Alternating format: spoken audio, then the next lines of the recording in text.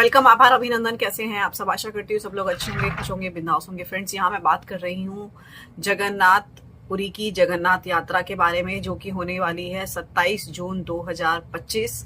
ये यात्रा बहुत ही भव्य होती है। हिंदू धर्मों में ये जो त्योहार होता है, ये जो यात्रा होती है, 9 दिन की यात्रा होती है, लेकिन इसकी शुरुआत जो है अक्षय तृतीया वाले दिन से ही भगवान जगन्नाथ के रथ की उस दिन उपासना और पूजा करी जाती है। तैयारी यानी कि शुरू हो जाती है। इसी के बीच जब बीच में आता है पूर्णिमा तिथि, स्नान पूर्णिमा के बाद से जो है प्रभु श्री जगन्नाथ भगवान जो है आराम यानी कि विश्राम करते हैं। ऐसा माना जाता है कि उन 15 दिनों के दौरान जो है भगवान जगन्नाथ को जो है बुखार हो जाता है। इसके पीछे की एक छोटी सी कहानी है। वो श्री जगन्नाथ मंदिर में जो है हर वर्ष ज्येष्ठ पूर्णिमा के दौरान भगवान श्री कृष्ण को, बलभद्र को और सुभद्रा को जो है 108 कलशों से स्नान कराया जाता है, जिसे स्नान पूर्णिमा कहा जाता है। इस विशेष स्नान के बाद में भगवान कुछ दिनों के लिए अनावसर यानी कि बीमार हो जाते हैं और वो 14 दिन तक आराम करते हैं। इस दौरान मंदिर के पट बंद कर दिए जाते हैं। केवल पुजारी और वैद्यराज ही भगवान की सेवा कर सकते हैं, लेकिन बाहर के जो भक्त होते हैं वो इस दौरान भगवान जगन्नाथ के जो है दर्शन नहीं कर पाते हैं और उनको मनाही होती है। लेकिन इस परंपरा के पीछे एक बहुत ही प्यारी भक्तिमय कथा है।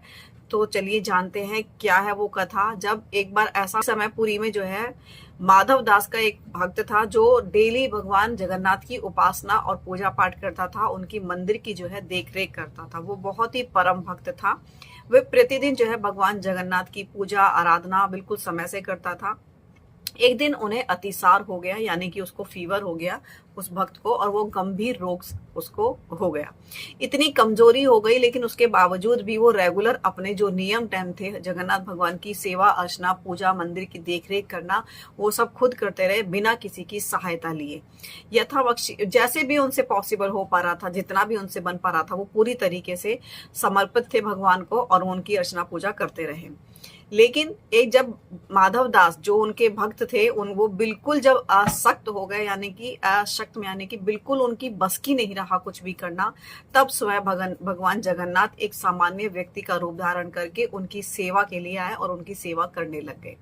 जब माधव दास को होश आया तो उन्होंने जो है प्रभु को पहचान लिया और बोला कि भगवान, अगर आप चाहते तो मेरे इस असाध्य रोग को 1 मिनट में ठीक कर सकते थे, लेकिन आप भगवान हो करके आप मेरी सेवा क्यों कर रहे हो?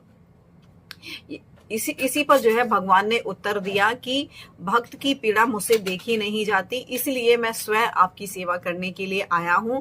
परंतु व्यक्ति का अपना प्रारब्ध भोगना ही पड़ता है, क्योंकि तुम्हारा प्रारब्ध जो कि 15 दिन का भी बचा हुआ है, वह मैं अपने ऊपर ले रहा हूँ। प्रारब्ध क्या होता है? जो हम अपने कर्मों के अंदर, यानी कि शुरुआत से ही हमारे साथ वो चीज आई है, उसको प्रारब्ध कहते हैं। कि प्रारब्ध में लिखा है, जो प्रारब्ध में आप लेकर आए हो, वो आपके जीवन में, उसका चाहे अच्छा कर्म किया है या बुरा कर्म किया है, किसी भी हाल में क्यों ना हो, वो आपको भोगना ही पड़ता है। उसके लिए, उसकी एवज में बेशक भगवान भी अगर आपके सामने आ जाए तो उसमें आपकी हेल्प तो कर सकते हैं, बट उसको मिटा नहीं सकते हैं। यही घटना हुई थी। उसके बाद जो है भगवान श्री जगन्नाथ जी ने जो 15 दिन उनके शेष थे बीमार रहने के, वो अपने ऊपर ले लिए। इस घटना के बाद से ये परंपरा बनी कि भगवान जगन्नाथ हर वर्ष स्नान पूर्णिमा के बाद जो है विश्राम करते हैं, यानी कि अनवसर काल में वो जो है बीमार हो जाते हैं, जिसे बोलते हैं कि भगवान को 15 दिन के लिए बुखार हो गया है। इसी के बाद जो है आषाढ़ माह की शुक्ल पक्ष की द्वितीय तिथि को जो है भगवान जगन्नाथ स्वस्थ होते हैं। फिर उनकी भक्तों के बीच भ्रमण करने के लिए वो है अपनी रथ यात्रा निकालते हैं। इसी तरीके से जो है भगवान जगन्नाथ की रथ यात्रा हिंदू धर्म में विशेष महत्व रखता है। इस दौरान भगवान श्री कृष्ण के अवतार माने जाने वाले भगवान प्रभु जगन्नाथ भाई बलभद्र और बहन सुभद्रा के साथ रथ यात्रा निकाली जाती है।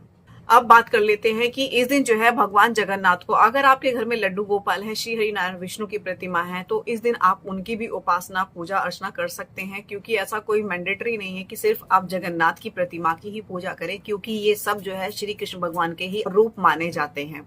इसी के दौरान बात करते हैं कि भगवान जगन्नाथ यात्रा के दौरान उनको किस चीज का भोग लगाया जाता है। इस दिन जो है भगवान जगन्नाथ को मालपुए का भोग लगाया जाता है। एक तो ये है कि भगवान जगन्नाथ को मालपुए बहुत ही ज्यादा प्रिय हैं और मालपुआ यानी कि मिठास का प्रतीक माने जाते हैं। जो भगवान को भोग लगाने के बाद जो है उन मालपुओं को भक्तों के बीच में वितरित किया जाता है प्रसाद के तौर पर।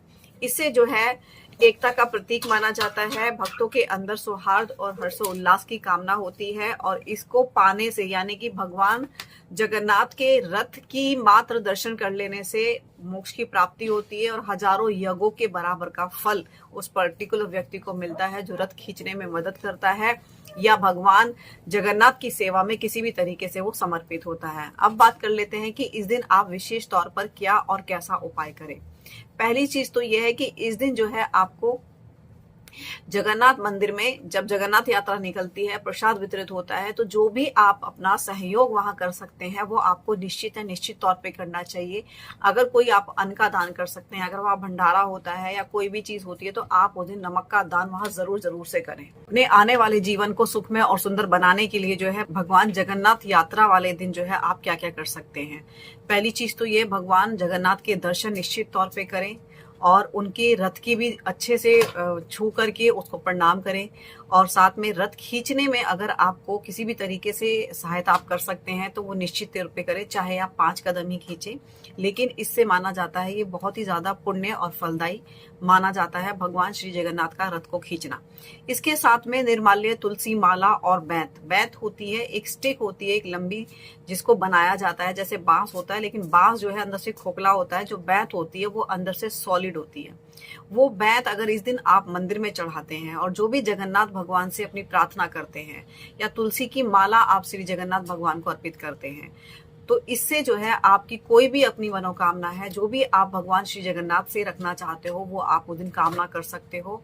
ऐसा माना जाता है कि भगवान जगन्नाथ अपने भक्तों की बहुत ही ज्यादा सुनते हैं। अपने जीवन को सुखमय और सुंदर बनाने के लिए और क्या हम कर सकते हैं, और घर में पूजा निश्चित तौर पे करें। इससे क्या होता है कि या तो आप अपने घर में पूजा कर रहे हैं साथ में, लेकिन जगन्नाथ यात्रा में भी अगर शामिल होने का अवसर आपको मिलता है तो आप निश्चित तौर पे उसमें जरूर से पंचोपचार और संडोपचारों से पूजन करें। भगवान श्री जगन्नाथ को पंचामृत से स्नान कराएं। फूल, वस्त्र, अक्षत और चंदन, धूप, दीप और नवेद अर्पित करना चाहिए। इसी के साथ में तुलसी पत्र भगवान को निश्चित तौर पे जरूर से अर्पित करना चाहिए।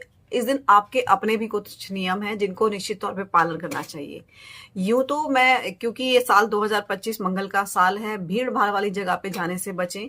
लेकिन अगर आप पुरी की जगन्नाथ यात्रा में जा रहे हैं तो आपको विशेष करके इसका ख्याल रखना है कि भीड़ तो वहां होगी और बेशुमार होगी। अगर आप सुरक्षित रह सकते हैं और आप अपने परिवार को, जिनको भी आप लेके जा रहे हो, उनकी सुरक्षा का इंतजाम आपको खुद से खुद करना होगा। बाद में बहुत बड़ी प्रॉब्लम हो जाती है क्योंकि ये साल मंगल का है और इस दौरान जो है मंगल और केतु की युति बनी हुई है, जिसके कारण से जो है भीड़ भाड़ वाली जगह में जो है कुछ ना कुछ अनहोनी होने के चांसेस जरूर होते हैं। इसीलिए अगर आप जा रहे हैं तो जाइए, लेकिन अपनी सुरक्षा का पुख्ता इंतजाम करके जाइए। साथ में इस दिन आप खुद भी भोजन करेंगे तो वो सात्विक भोजन करें। जो आप कपड़े पहनेंगे तो वो कपड़े भी बहुत आपके सभ्य होने चाहिए। असभ्य कपड़े पहन करके भगवान जगन्नाथ की यात्रा में बिल्कुल भी ना जाए। अशुद्ध भोजन अगर आपने किया है तो उस दिन उस भोजन करके भी आपको जो है जगन्नाथ भगवान की यात्रा में नहीं जाना है। आप पवित्रता बना करके आप भगवान जगन्नाथ की यात्रा में बिल्कुल भी नहीं जा सकते हैं। आप मन से और तन से पूरी तरीके से पवित्र होने चाहिए। इसी के साथ में बात करते हैं कि और क्या हम कर सकते हैं भगवान जगन्नाथ के लिए। अगर आप जगन्नाथ पुरी में जा रहे हैं, उड़ीसा में जा रहे हैं, तो वहां जब आप यात्रा कंप्लीट करके आएंगे तो वहां से तुलसी की माला या फिर बैत या फिर निर्माल्य वस्तु होती है वो वहां से लाना बिल्कुल भी ना भूलें, क्योंकि उसको ला करके अपने घर में रखना बहुत ही ज्यादा शुभ माना जाता है।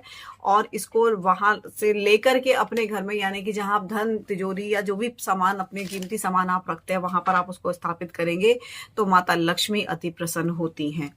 तो ये थी भगवान जगन्नाथ की यात्रा का पूरा विवरण, क्या हमें करना चाहिए और क्या नहीं करना चाहिए। अगर जीवन में बहुत ज्यादा कष्ट है, अगर काया में भी कष्ट है, तो हिम्मत जुटा करके भगवान जगन्नाथ के रथ को जरूर से खींचना माना जाता है। जब हम उस रथ को खींचते हैं उसके दौरान जो है जो भी हम अपने एफर्ट्स लगाते हैं वो भगवान हमारे सारे पापों को जो है नाश कर देते हैं और हमें हजारों करोड़ों यज्ञों के बराबर का फल हमें प्राप्त होता है। इस दिन जो भंडारा होता है तो उसमें नमक का दान निश्चित तौर पे करें। अगर कोई भी और राशन आपके एफर्ट्स हैं, आप कर सकते हैं, आपका पॉकेट अलाउ करता है, तो वो सामान भी जाकर के मंदिर में जरूर से दान करें। तो आज के लिए इतना ही friends. Do take care of yourself. जय जगन्नाथ भगवान की जय।